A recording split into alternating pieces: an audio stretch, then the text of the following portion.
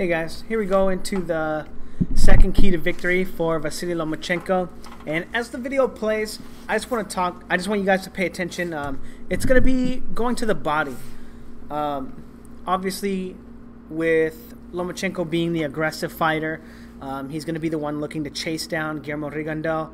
And I want to take this opportunity to kind of point out right now that we don't really know how Guillermo Rigondeaux is going to fight against Lomachenko, right? We've seen him fight a couple of southpaw fighters, Dickens, who's, obviously not even anywhere near the level of Rigondeaux, right? But he wasn't doing a bad job in his fight with Rigondeaux. He wasn't doing a bad job. He was doing a lot of probing. He didn't know what the all the dividends were, or how to take advantage of the probing and the feinting and the whatever. But so Rigondeaux might surprise us.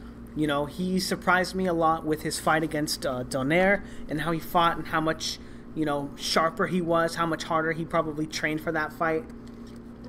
And that's one of the really interesting things about Rigondeaux, is that we don't really know, what Rigondeaux is going to show up, right? We don't even actually know if there are different forms of Rigondeaux, right? Sharper or faster, or one that's more explosive, or one that's more aggressive, or one that's uses more ring generalship, right? It's like most of his defensive postures tend to be from the waist, right? A lot of, I don't want to say head movement, right? Because head movement is not when your opponent's punching at you. That's called slipping punches, right? But the way that he avoids punches is by moving his upper body and slipping or rolling punches.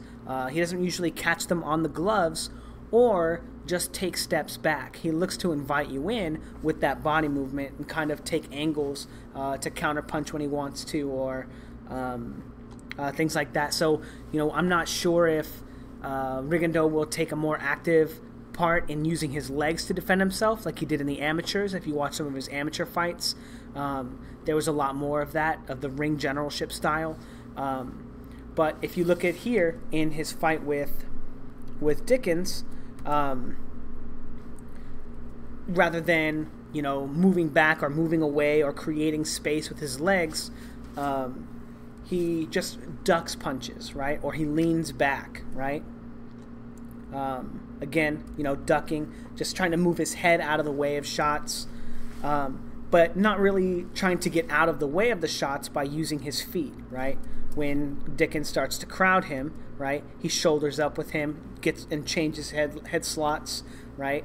So he doesn't take a head punch or whatever, but he doesn't usually look to use his legs to get out of there. And one of the reasons, and one of the things that I think about this is that it's going to lead, it's going to cause a lot of the body work that Lomachenko does when he's fighting fellow southpaws. Again, there's not very many times where Dickens lands a body shot, but a body shot right there, when it's very obvious that it's not going to the head, right? Rigondeaux he doesn't even move his body or his feet. He kind of just eats the shot. He eats it. He takes a step back after, but not very quick on his feet in that regard, right? And in this regard, when punches are being thrown at him, just ducking, changing angle, right? Then changing angle again, right? And all head shots, right? All head punches that he's easily avoiding, right? Dickens being a much more honest fighter than Lomachenko in regards to feinting and probing and disguising his shots. Lomachenko is very easily able to get away from them. Even this, the left hand that he throws at the end right here, that looks like it wallops him, right? I think it hits him in the shoulder, maybe. Like, it might not even hit him at all. But there is a noise if you listen to it. To it live, but all that to say that, and right there another body shot that guy Dickens lands. All that to say that I think that's going to cause Lomachenko to be very effective to the body, as Rigondeaux goes to slip or duck or roll head punches. His body stays in the same spot, and as you can see during the course of these highlights, Lomachenko throws a lot of body shots. He goes to the body a lot, especially if you pay attention in the sequences where the film clips, they don't end after one punch is landed, right? But look at all the body work. The right hook to the body is there the whole time. The left hook to the body right there. Left hook and right hook, you know.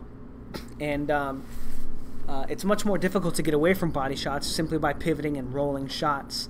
You might even have some instances, you know, with where people were saying that Lubin was rolled into a body shot, even though it wasn't, right? It was a very, very well set up shot from Charlo, but where you roll a shot because you think it's a headshot and a body shot accidentally lands. Now, I think that Lomachenko is a much better fighter than to accidentally land a punch, but it is possible him going to the body, you know, he might be able to even walk him into shots very similarly to how Charlo walked Lubin into a shot because of the way that Rigondeaux likes to slip and roll shots like that and pivot and take angles. It might be easy for Lomachenko to walk him into a big shot in a very similar manner. But again, you know, the body work in this fight, this is a scene in round 5 where after he lands a great right to the body, he just kind of starts teeing off on Gary Russell and landing just huge power shots because it's very obvious that he winds up hurting Gary Russell. And I think that that's going to be something that's going to be very effective against Guillermo Rigondeaux in their fight, simply because of the fact that it doesn't look like Guillermo Rigondeaux uses his feet for defense, right, rather than just using pivots and ducking and slipping and rolling. Anyway, I'll be doing the final key to victory tomorrow, and I'll be putting that out. And then there'll be another final film study to talk about other intangibles and stuff when I make my prediction. And I'll probably do a couple more videos when as the fight gets closer. Again, this is going to be probably one of the best fights of the year.